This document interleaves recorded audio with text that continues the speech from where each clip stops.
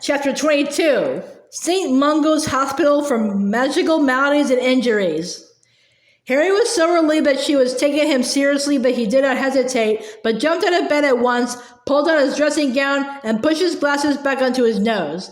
"Weasley, you ought to come too," said Professor McGonagall. They followed Professor McGonagall past the silent figures of Neville, Dean, and Seamus, out of the dormitory, down the spiral stairs into the common room, through the portrait hall, and off along the fat lady's moonlit corridor. Harry felt as though the panic inside him might spill over at any moment. He wanted to run, to yell for Dumbledore. Mr. Weasley was bleeding as they walked along so steadily, and what if those fangs? Harry tried hard not to think my fangs had been poisonous. They passed Mrs. Norris, who turned her lamp-like eyes upon them and hissed faintly, but Professor McGonagall said, "Shoo!" Mrs. Norris slunk away into the shadows, and in a few minutes they had reached the stone gargoyle guarding the entrance to Dumbledore's office. "Visiting Wisby," said Professor McGonagall. The gargoyle sprang to life and leapt aside. The wall behind it split in two to reveal a stone staircase that was moving continuously upward like a spiral escalator. The three of them stepped onto the moving stairs. The wall closed behind them with a thud, and they were moving upward in tight circles until they reached the highly polished oak door with a brass knocker shaped like a griffin. Though it was now well past midnight, there were voices coming from inside the room, a positive babble of them. It sounded as though Dumbledore was entertaining at least a dozen people. Professor McGonagall rapped 3 times with a griffin knocker, and the voices ceased abruptly as though someone had switched them all off. The door opened of its own accord, and Professor McGonagall led Harry and Ron inside. The room was in half darkness. The strange silver instruments standing on tables were silent and still rather than whirring and emitting puffs of smoke as they usually did. The portraits of old headmasters and headmistresses covering the walls were all snoozing in their frames. Behind the door, a magnificent red and gold bird the size of a swan dozed on its perch with its head under its wing. "Oh, it's you, Professor McGonagall, and Dumbledore was sitting in a high-backed chair behind his desk. He leaned forward into the pool of candlelight, illuminating the papers laid out before him. He was wearing a magnificently embroidered purple and gold dressing gown over a snowy white nightshirt, but seemed wide awake, his penetrating light blue eyes fixed intently upon Professor McGonagall. "Professor Dumbledore, Potter has had a nightmare," said Professor McGonagall. "He says—" "It wasn't a nightmare," said Harry quickly. Professor McGonagall looked around at Harry, frowning slightly. "Very well then, Potter. You tell the headmaster about it." I was asleep," said Harry, and even his terror and his desperation to make Dumbledore understand, he felt slightly irritated that the headmaster was not looking at him, but examining his own interlocked fingers. "But it wasn't an ordinary dream. It was real. I saw it happen." He took a deep breath. "Ron's dad, Mr. Weasley, has been attacked by a giant snake."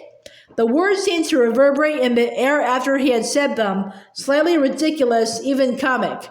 There was a pause in which Dumbledore leaned back and stared meditatively at the ceiling. Ron looked from Harry to Dumbledore, white-faced and shocked.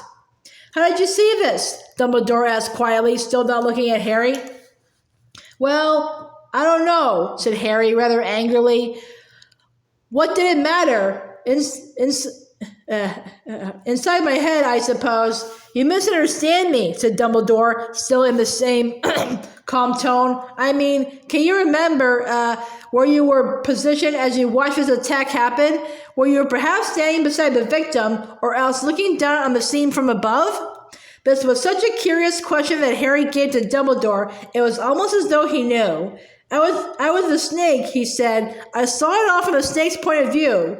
Nobody else spoke for a moment. Then Dumbledore, now looking at Ron, who was still whey-faced, said in a new and sharper voice, "Is Arthur seriously injured?" "Yes," said Harry empathetically. Why were they all so slow on the uptake? Did they not realize how much a person bled when fangs that long pierced their side? And what could Dumbledore not do in the courtesy of looking at him? But Dumbledore stood up so quickly that Harry jumped and addressed one of the old portraits hanging very near the ceiling. "Everard," he said sharply, "are you too, Dillis?"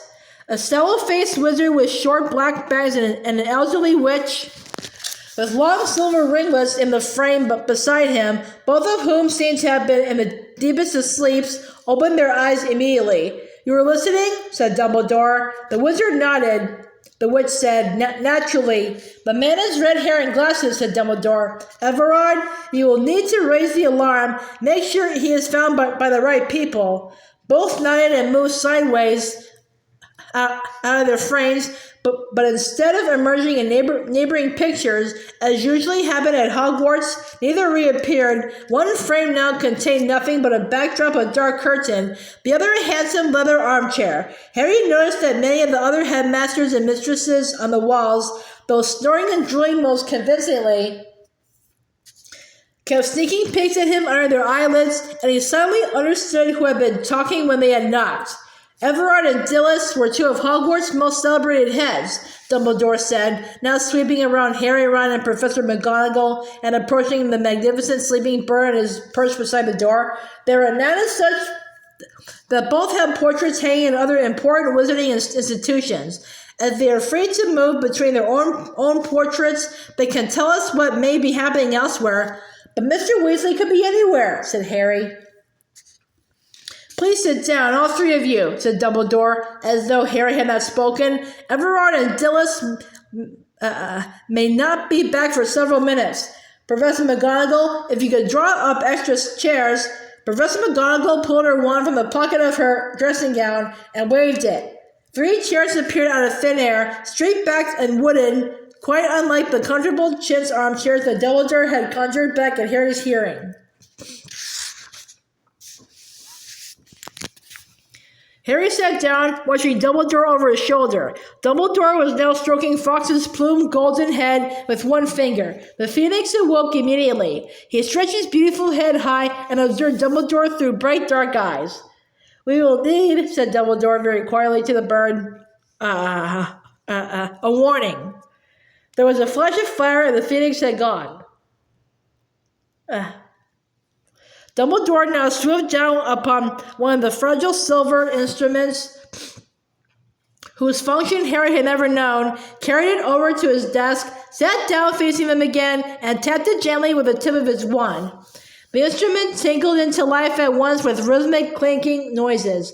Tiny puffs of pale green smoke issued from the minuscule silver tube at the top. Dumbledore watched the smoke closely, his brow furrowed, and after a few seconds, the tiny puffs became a steady stream of smoke that thickened and coiled in the air. A serpent's head grew out of the end of it, opening its mouth wide.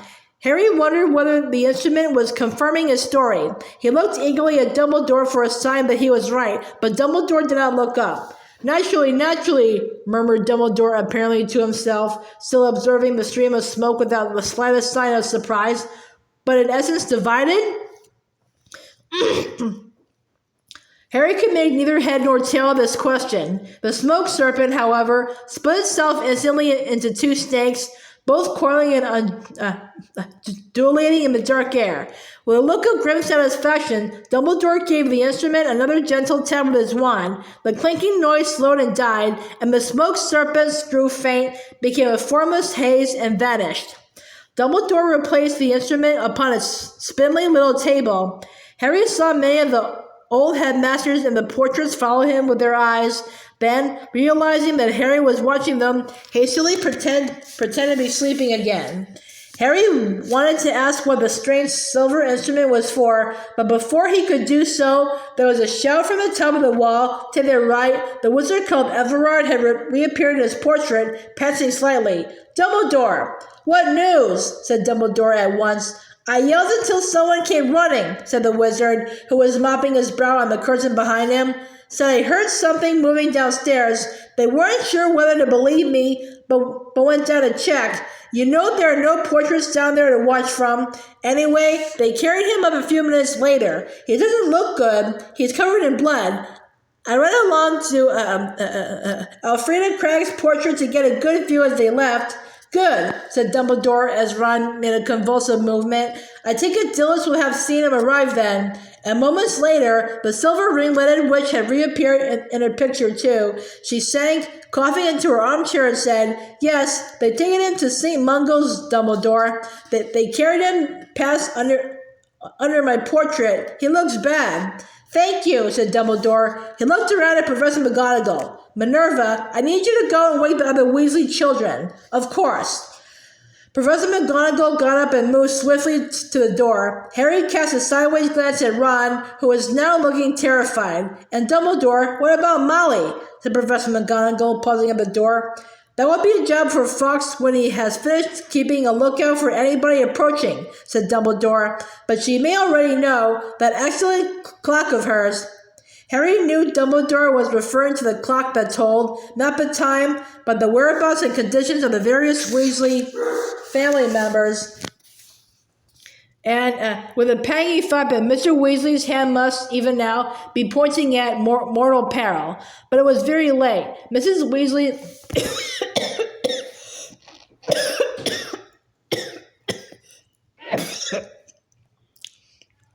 was probably asleep, not watching the clock, and he felt cold as he remembered Mrs. Weasley's boggart turning into Mr. Weasley's lifeless body, his glasses askew, blood running down his face, but Mr. Weasley wasn't going to die. He couldn't.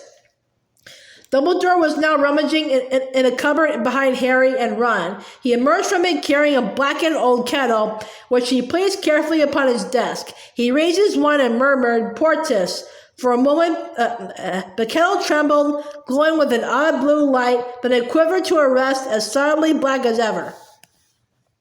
Dumbledore marched over to another portrait, this time of a clever-looking wizard with a pointed beard who had been painted wearing the Slytherin colors of green and silver and was apparently sleeping so deeply that he could not hear Dumbledore's voice when he attempted to rouse him. Phineas! Phineas! And now the subjects of the portraits lying in the room were no longer pretending to be asleep. They were shifting around in their frames, but better to watch what was happening. When the clever-looking wizard continued to feign sleep, some of them shouted his name too. Phineas! Phineas! Phineas! He could not pretend any longer. He gave a theatrical jerk and opened his eyes wide. Did someone call? I need you to visit your other portrait again, Phineas, said Dumbledore. I've got another message. Visit my other portrait, said Phineas in a reedy voice, giving a long fake yawn, his eyes traveling around the room and focusing upon Harry. Oh no, Dumbledore, I am too tired tonight. Something about Phineas's voice was familiar to Harry. Where had he heard it before? But before he could think, the portraits on the surrounding walls broke into a storm of protest. Insubordination, sir, roared a corpulent red-nosed wizard, brandishing his fist. Dereliction of duty. We are honor-bound to give service to the present headmaster of Hogwarts, cried a frail-looking old wizard whom Harry recognized as Dumbledore's predecessor, Armando Dippet. Shame on you, Phineas. Shall I persuade him, Dumbledore? Called a gillet-eyed witch, raising an unusually thick wand that looked not unlike a birch rod. Oh, very well, said the wizard called Phineas, eyeing this wand slightly apprehensively. Though he may well have destroyed my picture by now, he's done most of the family. Sirius knows not to destroy your portrait, said Dumbledore, and Harry realized immediately where he had heard Phineas's voice before, issuing from the apparently empty frame in his bedroom in Grimmauld Place. You are to give him a message that Arthur Weasley has been gravely injured and that his wife, children, and Harry Potter will be arriving at his house shortly. Do you understand? Arthur Weasley, injured, wife and children, and Harry Potter coming to stay, repeated Phineas in a bored voice. Yes, yes, very well. He slipped away into the frame of the portrait and disappeared from view at the very moment that the study door opened again. Fred, George, and Ginny were ushered inside by Professor McGonagall, all three of them looking disheveled and shocked, still in their night things. Harry, what's going on? Asked Ginny, who looked frightened. Professor McGonagall says you saw Dad hurt. Your father has been injured in the course of his work with the Order of the Phoenix, said Dumbledore before Harry could speak. He has been taken to St. Mungo's hospital for magical maladies and injuries. I am sending you back to Sirius's house, which is much more convenient for the hospital than the burrow. You will meet your mother there. How are we going? Asked Fred, looking shaken. Flu powder? No, said Dumbledore. Flu powder is not safe at the moment. The network is being watched. You'll be taking a portkey. He indicated the old kettle lying innocently on his desk. You're just waiting for Phineas Nodulus to report back. I wish to be sure that the coast is clear before sending you. There was a flash of flame in the very middle of the office, leaving behind a single golden feather that floated gently to the floor. It is Fox's warning, said Dumbledore, catching the feather as it fell. She must know you're out of your beds. Minerva, go and head her off. Tell her any story. Professor McGonagall was gone in a swish of tartan. He says he'll be delighted, said a bored voice behind Dumbledore. The wizard called Phineas had reappeared in front of his Slytherin banner. My great-great-grandson has always had odd taste in house guests.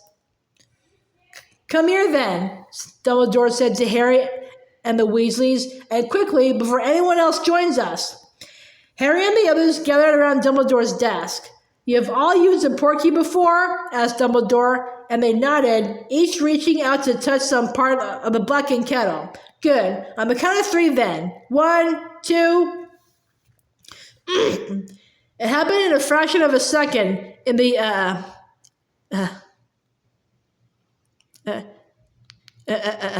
infinitesimal pause, before Dumbledore said 3, Harry looked up at him. They were very close together, and Dumbledore's clear blue gaze moved from the portkey to Harry's face. At once, Harry's scar burned white-hot, as though the old wound had burst open again, and unbidden, unwanted, but terrifyingly strong, there rose within Harry a hatred so powerful he felt, for that instant, that he would like nothing better than to strike, to bite, to sink his fangs into the man before him. 3.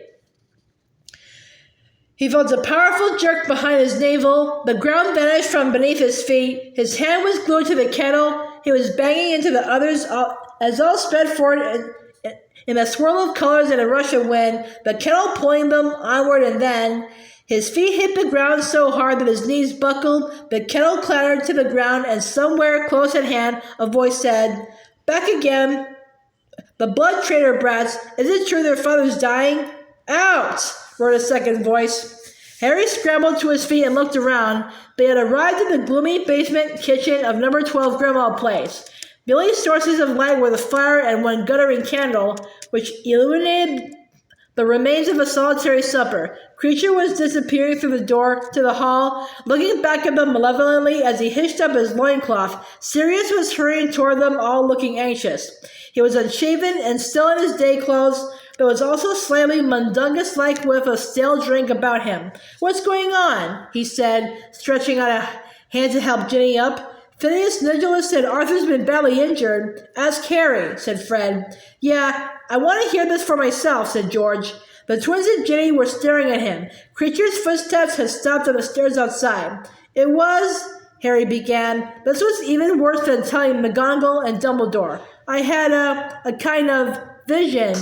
And he told them all that he had seen, but he altered the story so that it sounded as though he had watched from the sidelines as the snake attacked, rather than from behind the snake's own eyes.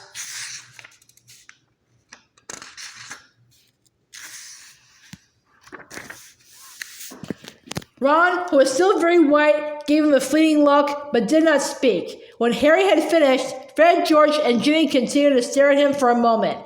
Harry did not know whether he was imagining it or not, but he fancied there was something accusatory in their looks. Well, if they were going to blame him for just seeing the attack, he was glad he had not told them that he had been inside the snake at the time. Is Mom here? Said Fred, turning to Sirius. She probably doesn't even know what's happened yet, said Sirius. The important thing was to get you away before Umbridge could interfere. I expect Dumbledore's letting Molly know now. We gotta go to St. Mungo, said Ginny urgently. She looked around at her brothers. They're of course still in their pajamas. Sirius, can you lend us cloaks or anything?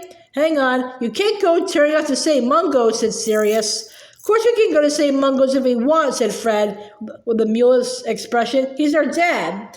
And how are you going to explain how you knew Arthur was attacked before the hospital even let his wife know? What does that matter? Said George hotly. It matters because we don't want to draw attention to the fact that Harry is having visions of things that are happening hundreds of miles away, said Sirius angrily. Have you any idea what the ministry would make of that information? Fred and George looked as though they could not care less what the ministry made of anything. Ron was still white-faced and silent. Ginny said, somebody else could have told us. We could have heard it somewhere other than Harry. Like who? Said Sirius impatiently. Listen, your dad's been hurt while on duty for the Order, and the circumstances are fishy enough without his children knowing about it seconds after it happened. You could seriously damage the Orders. We don't care about the dumb Order, shouted Fred. It's our dad dying we're talking about, yelled George. Your father knew what he was getting into, and he won't thank you for messing things up for the Order, said Sirius angrily in his turn. This is how it is. This is why you're not in the Order. You don't understand. There are things worth dying for. Easy for you to say, stuck here, bellowed Fred. I don't see you risking your neck. The little color remaining in Sirius's face drained from it. He looked for a moment as though he would quite like to hit Fred. But when he spoke, it was in a voice of determined calm. I know it's hard, but we've all got to act as though we don't know anything yet. We've got to stay put, at least until we hear from your mother, all right? Fred and George still looked mutinous. Ginny, however, took a few steps over to the nearest chair and sank into it. Harry looked at Ron, who made a funny movement somewhere between a nod and a shrug, and they sat down too. The twins glared at Sirius for another minute, then took seats on either side of Ginny. That's right, said Sirius encouragingly. Come on, let's all have a drink while we're waiting. Accio Butterbeer. He raised his wand as he spoke, and half a dozen bottles came flying toward them out of the pantry, skidded along the table, scattering the debris of Sirius's meal, and stopped neatly in front of the six of them. They all drank, and for a while the only sounds were those of the crackling of the kitchen fire and the soft thud of their bottles on the table. Harry was only drinking to have something to do with his hands. His stomach was full of horrible, hot, bubbling guilt. They would not be here if it were not for him. They would all still be asleep in bed, and it was no good telling himself that by raising the alarm, he had ensured that Mr. Weasley was found, because there was also the inescapable business of it being he who had attacked Mr. Weasley in the first place. Don't be stupid. You haven't got fangs, he told himself, trying to keep calm. Though the hand on his butterbeer bottle was shaking, you were lying in bed. You weren't attacking anyone. But Ben, what just happened in Dumbledore's office? He asked himself. I felt like he wanted to attack Dumbledore too. He put the bottle down on the table a little harder than he meant to, so that it slopped over onto the table. No one took any notice. Then a burst of fire in midair illuminated the dirty plates in front of them, and as they gave cries of shock, a scroll of parchment fell with a thud onto the table, accompanied by a single golden phoenix tail feather. Fox, said Sirius at once, snatching up the parchment. That's not Dumbledore's writing. It must be a message from your mother. Here. He thrust the letter into George's hand, who ripped it open and read aloud. Dad is still alive. I am setting out for St. Mungo's now. Stay where you are. I will send news as soon as I can. Mom. George looked around the table. Still alive, he said slowly, but that makes it sound... He did not need to finish the sentence. It sounded to Harry, too, as though Mr. Weasley was hovering somewhere between life and death. Still exceptionally pale, Ron stared at the back of his mother's letter as though it might speak words of comfort to him. Fred pulled the parchment out of George's hands and read it for himself, then looked up at Harry, who felt his hand shaking on his butterbeer bottle again and clenched it more tightly to stop it trembling. If Harry had ever sat through a longer night than this one, he could not remember it. Sirius suggested once that they all go to bed, but without any real conviction, and the Weasleys' look of disgust were answer enough. They mostly sat in silence around the table, watching the candle wick sinking lower and lower into liquid wax, now and then raising bottles to their lips, speaking only to check the time, to wonder aloud what was happening,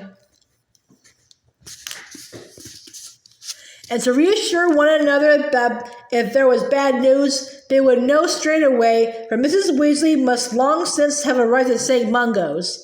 Fred fell into a doze, his head sagging sideways onto his shoulder. Ginny was curled like a cat in her chair, but her eyes were open. Harry could see them reflecting the firelight. Ron was sitting with his head in his hands. Whether awake or asleep, it was impossible to tell, and he and Sirius looked at each other every so often. Intruders upon the family grief, waiting. And then, at 5:10 in the morning, by Ron's watch, the kitchen door swung open and Mrs. Weasley entered the kitchen. She was extremely pale, but when they all turned to look at her, Fred, Ron, and Harry half rising from their chairs, she gave a wan smile. He's going to be all right, she said, her voice weak with tiredness. He's sleeping. We can all go and see him later. Bill's sitting with him now. He's going to take the morning off work. Fred fell back into his chair with his hands over his face. George and Ginny got up, walked swiftly over to their mother, and hugged her. Ron gave a very shaky laugh and downed the rest of his butterbeer in one. "Breakfast," said Sirius loudly, and joyfully jumping to his feet.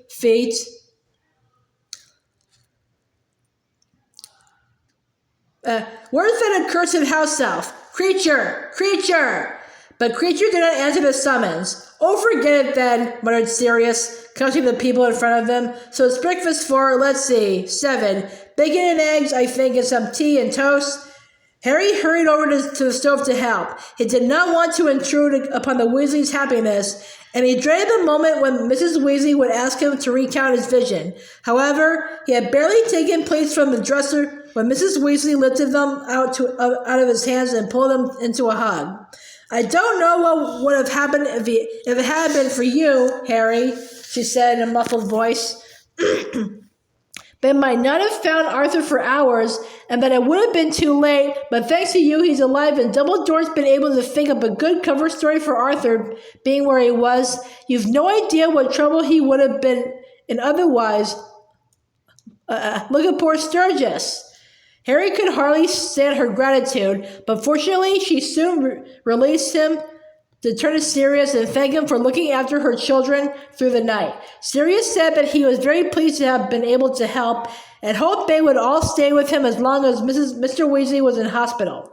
"Oh, Sirius, I'm so grateful. They think he'll be there a little while, and it would be wonderful to be nearer. Of course, that might mean we're here for Christmas."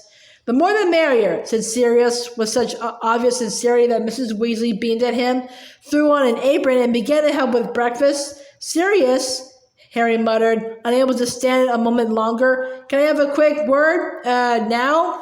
He walked into the dark pantry and Sirius followed. Without preamble, Harry told his godfather every detail of the vision he had had, including the fact that he himself had been the snake who had attacked Mr. Weasley. When he paused for breath, Sirius said, "Did you tell Dumbledore this?" "Yes," said Harry impatiently, "but he didn't tell me what it meant." "Well, he doesn't tell me anything anymore." "I'm sure he would have told you if it was anything to worry about," said Sirius steadily. "But that's not all," said Harry in a voice only a little above a whisper. "Sirius, I think I'm going mad. Back in Dumbledore's office, just before we took the portkey, for a couple of seconds there, I thought I was a snake. I felt like one. My scar really hurt when I was looking at Dumbledore. Sirius, I wanted to attack him." He could only see a sliver of Sirius's face. The rest was in darkness. "It must have been the aftermath of the vision, that's all," said Sirius. "You were still thinking of the dream or whatever it was, and it wasn't that," said Harry, shaking his head. "It was like something rose up inside me, like there's a snake inside me." "You need to sleep," said Sirius firmly. "You're going to have breakfast and then go upstairs to bed, and then you can go and see Arthur after lunch with the others. You're in shock, Harry. You're blaming yourself for something you only witnessed, and it's lucky you did witness it, or Arthur might have died. Just stop worrying." He clapped Harry on the shoulder and left the pantry, leaving Harry standing alone in the dark. Everyone but Harry spent the rest of the morning sleeping. He went up to the bedroom he had shared with Ron over the summer, but while Ron crawled into bed and was asleep within minutes, Harry sat fully clothed, hunched against the cold metal bars of the bedstead, keeping himself deliberately uncomfortable, determined not to fall into a doze, terrified that he might become the serpent again in his sleep and awake to find that he had attacked Ron or else slithered through the house after one of the others. When Ron woke up, Harry pretended to have enjoyed a refreshing nap too. Their trunks arrived from Hogwarts while they were eating lunch so that they could dress as muggles for the trip to St. Mungo's. Everybody except Harry was riotously happy and talkative as they changed out of their robes into jeans and sweatshirts, and they greeted Tonks and Mad-Eye, who had turned up to escort them across London, gleefully laughing at the bowler hat Mad-Eye was wearing at an angle to conceal his magical eye, and assuring him, truthfully, that Tonks, whose hair was short and bright pink again, would attract far less attention on the underground.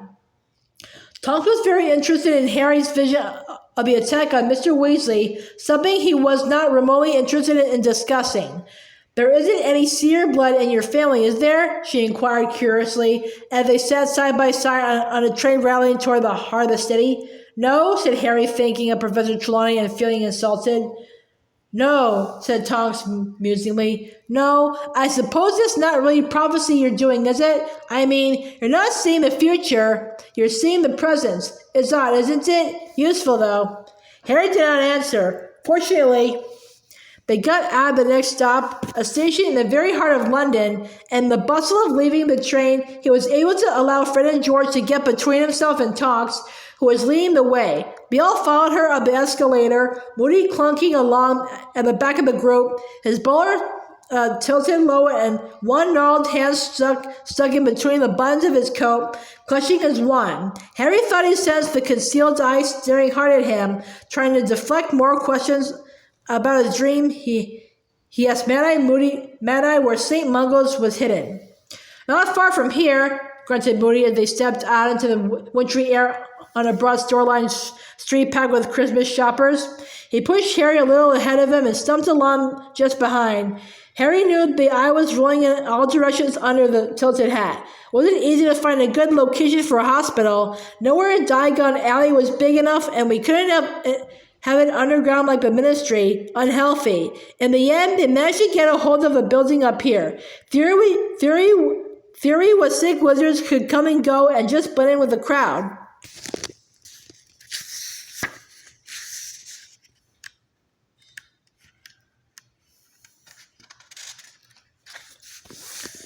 He seized Harry's shoulder to prevent them being separated by a gaggle of shoppers plainly intent on nothing but making it into a nearby shop full of electrical gadgets. "Here we go," said Moody a moment later. They had arrived outside a large old-fashioned red-brick department store called Purge and Dust Limited. The place had a shabby, miserable air. The window displays consisted of a few chipped dummies with their wigs askew, standing at random and modeling fashions at least 10 years out of date. Large signs on all the dusty doors read, "Closed for refurbishment." Harry distinctly heard a large woman laden with plastic shopping bags say to her friend as they passed, "It's never open, that place." "Right," said Tonks, beckoning them forward to a window displaying nothing but a particularly ugly female dummy whose false eyelashes were hanging off and who was modeling a green nylon pinafore dress. "Everybody ready?" They nodded. Clustering around her, Moody gave Harry another shove between the shoulder blades to urge him forward, and Tonks leaned close to the glass, looking up at the very ugly dummy and said, her breath steaming up the glass, Watcher, we're here to see Arthur Weasley." For a split second, Harry thought how absurd it was for Tonks to expect the dummy to hear her talking that quietly through a sheet of glass when there were buses rumbling along behind her and on the racket of a street full of shoppers. But he reminded himself that dummies could not hear anyway. Next second, his mouth opened in shock as the dummy gave a tiny nod, beckoned its jointed finger, and Tonks had seized Ginny and Mrs. Weasley by the elbows, stepped right through the glass and vanished. Fred, George, and Ron stepped after them. Harry glanced around at the jostling crowd. Not one of them seemed to have a glance to spare for window displays as ugly as Purge and Douse Limiteds, nor did any of them seem to have noticed that 6 people had just melted into thin air in front of them. "Come on," growled Moody, giving Harry yet another poke in the back, and together they stepped forward through what felt like a sheet of cool water, emerging quite warm and dry on the other side. There was no sign of the ugly dummy or the space where she had stood. They had arrived in what seemed to be a crowded reception area where rows of witches and wizards sat upon rickety wooden chairs, some looking perfectly normal and pursuing out-of-date copies of Witch Weekly, others sporting gruesome disfigurements such as elephant trunks or extra hands sticking out of their chests. The room was scarcely less quiet than the street outside, for many of the patients were making very peculiar noises. A sweaty-faced witch in the center of the front row, who was fanning herself vigorously with a copy of the Daily Prophet, kept letting off a high-pitched whistle as steam came pouring out of her mouth, and a grubby-looking warlock in the corner clanged like a bell every time he moved. And with each clang, his head vibrated horribly, so that he had to seize himself by the ears and hold it steady. Witches and wizards in lime green robes were walking up and down in the rows, asking questions and making notes on clipboards like umbrages. Harry noticed the emblem embroidered on their chests, a 1 and a bone cross. "Are they doctors?" he asked Ron quietly. "Doctors?" said Ron, looking startled. "Those muggle nutters that cut people up? Nah, they're healers." "Over here!" called Mrs. Weasley over the renewed clanging of the warlock in the corner, and they followed her to the queue in front of a plump blonde witch seated at a desk marked inquiries. The wall behind her was covered in notices and posters saying things like, "A clean cauldron keeps potions from becoming poisons, and antidotes are antidotes unless approved by a qualified healer."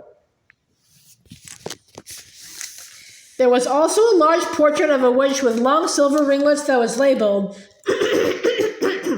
Dilys Derwent, St. Mungo's healer, 1722 to 1741, head mistress of Hogwarts School of Witchcraft and Wizardry, 1741 to 1768.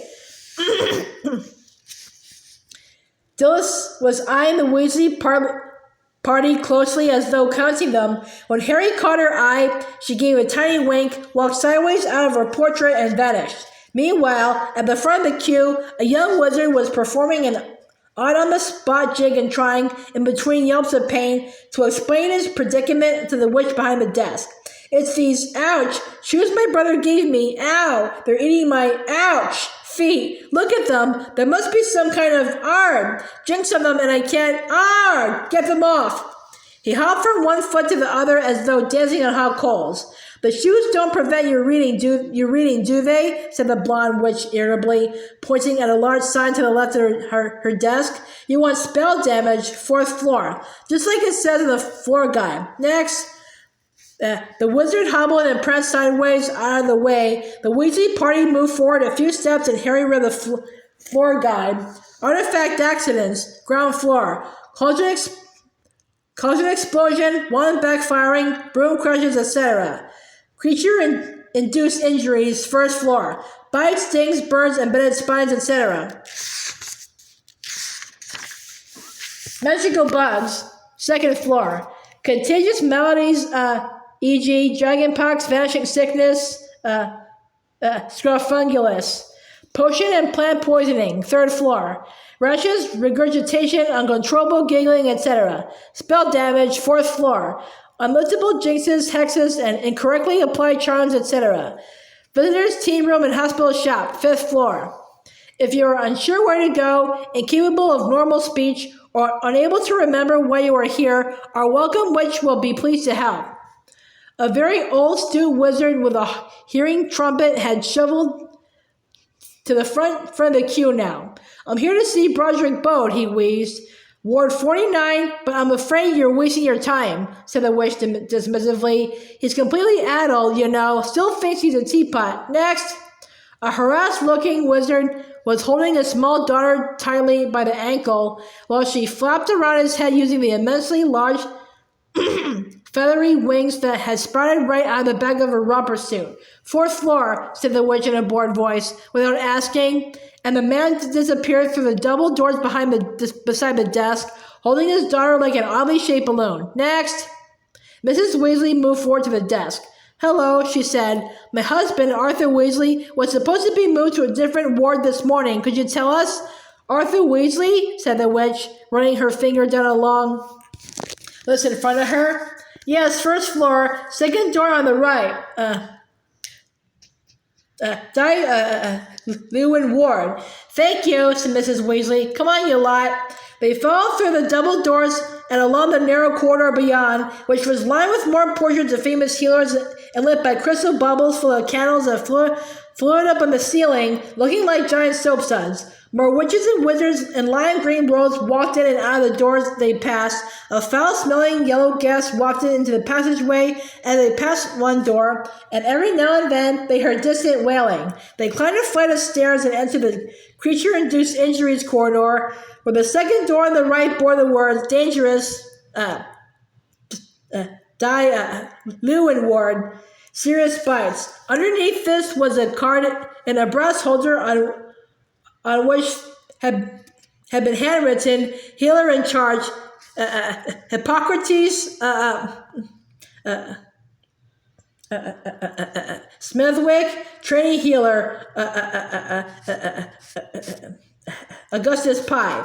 "We'll wait outside, Molly," Tonks said. "Arthur won't want too many visitors at once. It ought to be just a family first."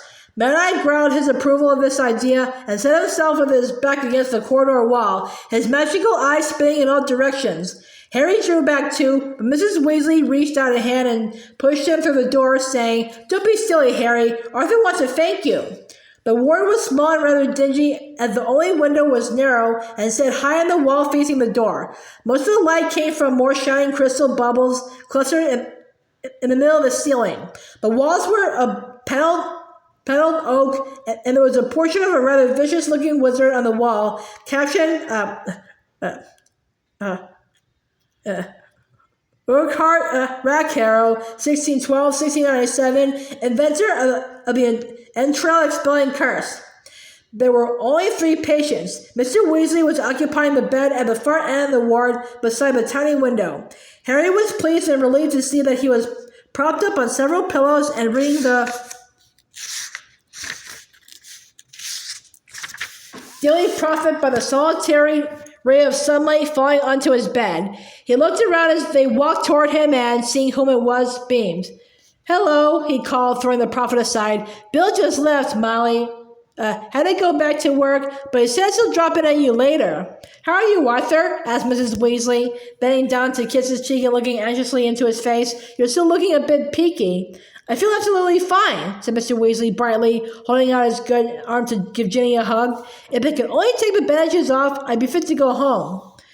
"Why can't we take them off, Dad?" asked Fred. "Well, I start bleeding like mad every time I try," said Mr. Weasley cheerfully, reaching across for his wand, which lay on his bedside cabinet, and waving it so that 6 extra chairs appeared at his bedside to seat them all. "It seems that there was some rather unusual kind of poison in that snake's fangs that keeps wounds open. They're sure they'll find an antidote, though. They say they've had much worse cases than mine, and in the meantime, I just have to keep taking a blood-replenishing potion every hour. But that fellow over there," he said, dropping his voice and nodding toward the bed opposite, in which a man lay looking green and sickly and staring at the ceiling, "bitten by a werewolf, poor chap. No cure at all." "A werewolf?" whispered Mrs. Weasley, looking alarmed. Is he safe in a public ward? Shouldn't he be in a private room?"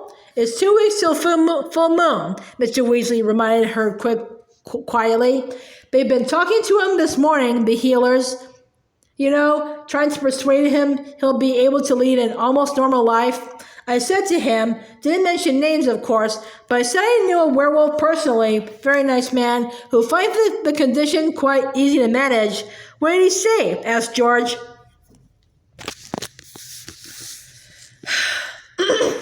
"Said he'd give give me another bite if I didn't shut up, said Mr. Weasley sadly. And that woman over there, he indicated the only other occupied bed, which was right beside the door, won't tell the healers what bit her, which makes us all think it must have been something she was handling illegally. Whatever it was took a real chunk out of her leg. Very nasty smell when they take off the dressings. So, you're going to tell us what happened, Dad? Asked Fred, pulling his chair closer to the bed.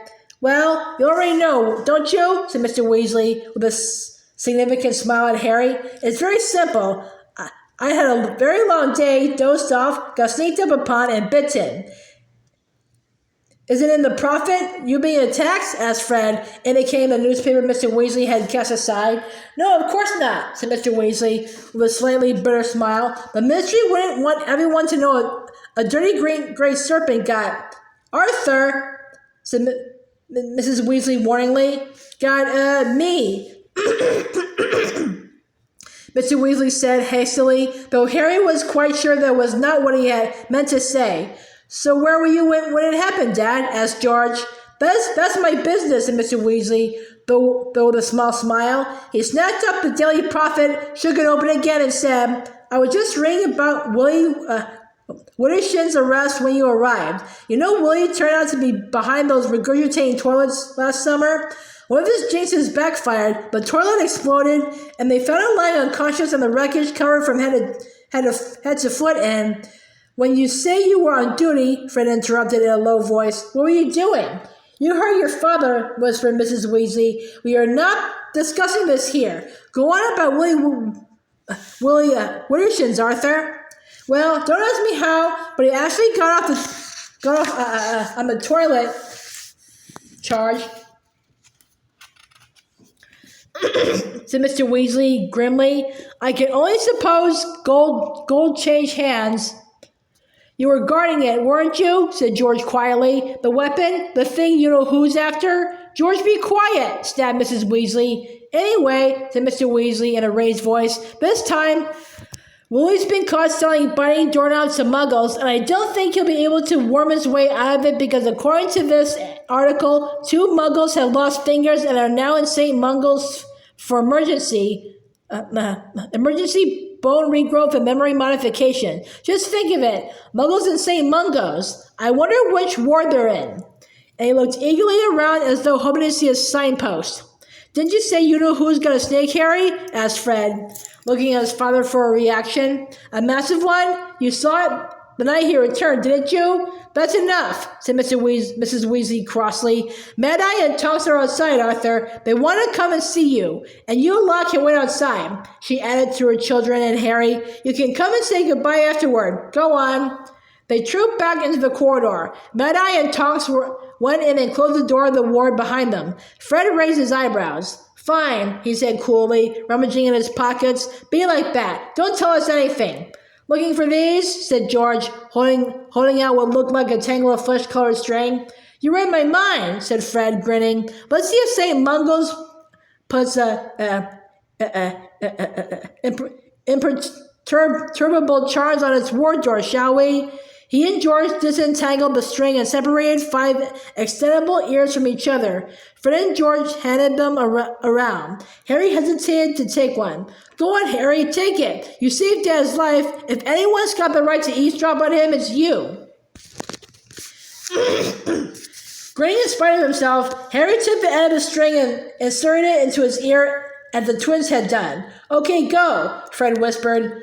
The flesh-colored strings wriggled like long skinny worms, then snaked under the door. For a few seconds, Harry could hear nothing, but he heard Tonks whispering as clearly as though she were standing right beside him. They searched the whole area, but they couldn't find the snake anywhere. It just seems to have vanished after it attacked you, Arthur. But you know who can have expected the snake to get in, can he? I reckon he sent it as a lookout, growled Moody. 'Cause he's not had any luck so far, has he? No, I reckon he's trying to get a clearer picture of what he's facing, and if Arthur hadn't been there, the beast wouldn't have much more time to look around. So Potter says he saw it all happen? Yes, said Mrs. Weasley. She sounded rather uneasy. You know, Dumbledore seems almost to have been waiting for Harry to see something like this. Yeah, well, said Moody, there's something funny about the Potter kid. We all know that. Dumbledore seemed worried about Harry when I spoke to him this morning, whispered Mrs. Weasley. Of course he's worried, growled Moody. The boy's saying things from inside you-know-who's snake. Obviously, Potter doesn't realize what that means, but if you-know-who's possessing him... Harry pulled the extendable ear out of his own, his heart hammering very fast and heat rushing up his face. He looked around at the others. They were all staring at him, the string still trailing from their ears, looking suddenly fearful.